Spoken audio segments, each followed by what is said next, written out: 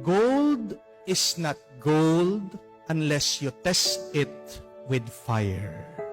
Ang ginto ay hindi ginto hanggat hindi mo ito sinubukan sa apoy. Malalaman mo ang tunay na ginto pag sinunog mo ito. At ano daw po ang palatandaan na ang ginto ay ginto pagkatapos mong sinunog? Ang tunay na ginto, pag sinunog mo, lalong kumikinang. True gold, if you burn it with fire, it becomes brighter. Pero agang ginto, peke, sinunog mo yan, anong mangyayari? Malulusaw yan. Kaya nga, ang tanong, bakit minsan sa buhay natin, napakarami natin pagsubok, napakarami natin problema, napakarami ng ating mga sakit at pagdurusa? The answer, because God is testing you. You are really gold. Tandaan niyo po yun. Ang totoo, tayo, ikaw, ako, ginto tayo galing sa Diyos. At hindi lilitaw ang ating pagkaginto. Hindi makikita ang tunay ng ating pagkatao kung hindi tayo dadaan sa apoy, sa init, sa pagsubok. Palagi mong tandaan yon. Kaya yung mga marami mong utang, tiisin mo yan.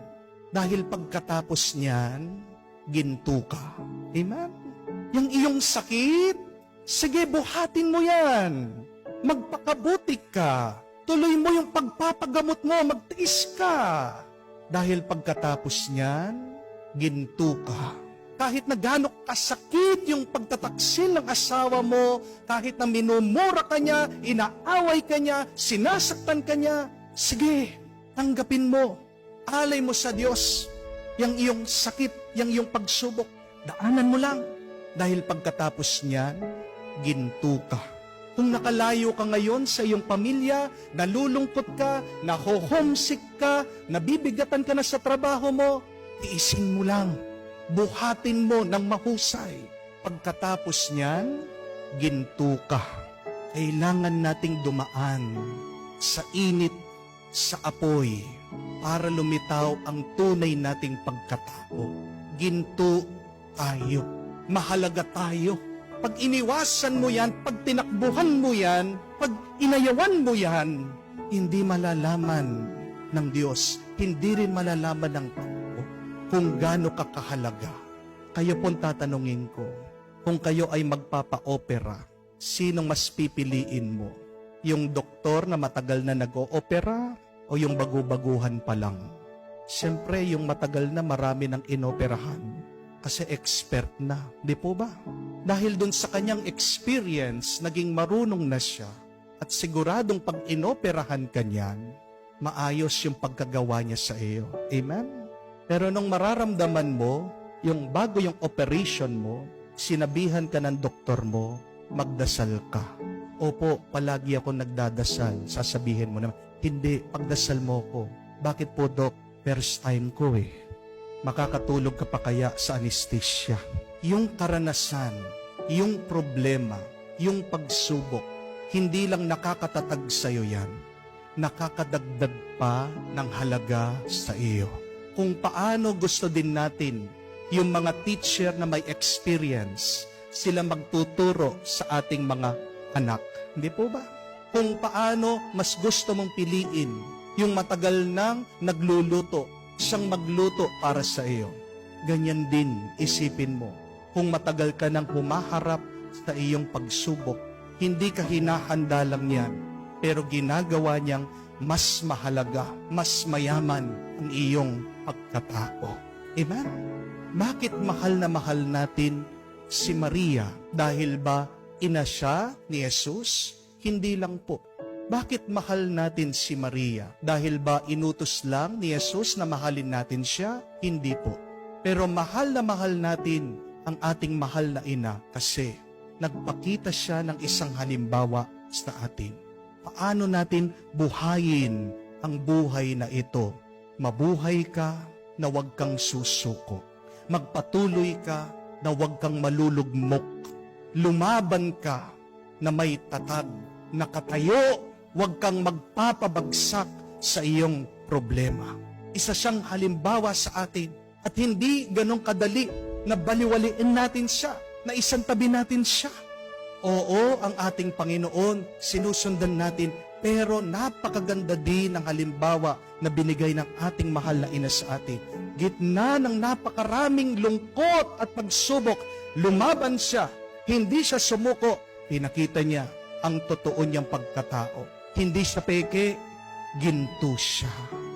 Ikaw, peke ka ba o ginto? Ang tanong, pagkatapos ng iyong mga pagsubok, ano ang lumitaw? Ano ang nakita? Mabuti o masama? May halaga o walang kwenta? Nung paminsan merong isang kwento tungkol sa isang babae, umuwi sa kanila. Umiiyak, nagsusumbong sa nanay niya. Napakarami daw po niyang problema. Problema niya sa trabaho, sa boss niya. Problema niya sa asawa niya, inaaway siya. Problema pa sa biyanan niya, sinisiraan siya. Napakarami niyang problema. Ito pong nanay, habang pinakikinggan siya, kumuha po siya ng karot, ng itlog, at ng kape. Sa gitna po ng kumukulong tubig, pinagsama-sama po yung tatlo. Pinakulo, pinabayaan. At pagkatapos kumulo, pinakita doon sa anak, sabi niya, "Anak, tignan mo ito. Yung karot, bago pinakuluan, napakatigas.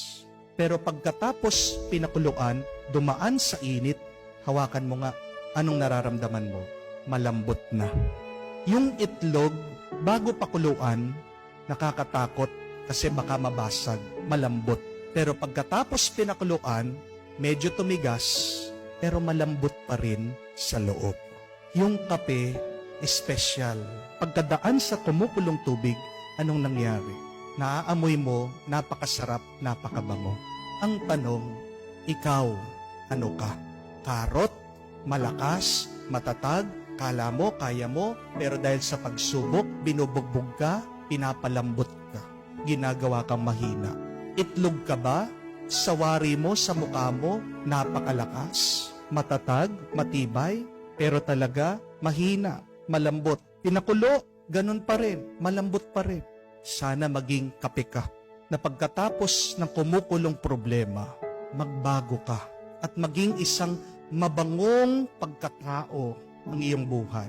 At sana maging kapaki-pakinabang ang iyong sakit at pagdurusa. Dumaan ang kape sa kumukulong tubig, pero ngayon yung kapeng iyon nagpapagising sa tao. May kasabihan that the happiest people do not have everything in life, but the happiest people make the most everything in their life.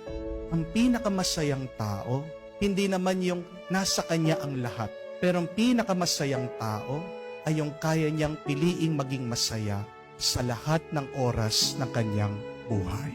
Binigyan tayo ng halimbawa ng ating mahal na ina. Sa gitna ng kanyang sakit at pagdurusa, hindi siya nanghina. Binago ito ang kanyang pagkatao. Pinakita ang kanyang kabutihan, ang kanyang kabanalan. Ganyan din sana pagdating sa atin. Huwag tayong magpapasunog at magpapalusaw sa init ng problema, ng pagsubok. Pero sana magliwanag ka dahil ginto ka, dahil gawa ka ng Diyos, dahil anak ka ng Diyos, dahil galing ka sa Kanya. Gitna ng mga problema, gamitin natin ang ating pagsubok para sa kabubuti ng ating buhay. Pagkatao, lumitaw sana ang ating kabutihan at kabanalan. Amen.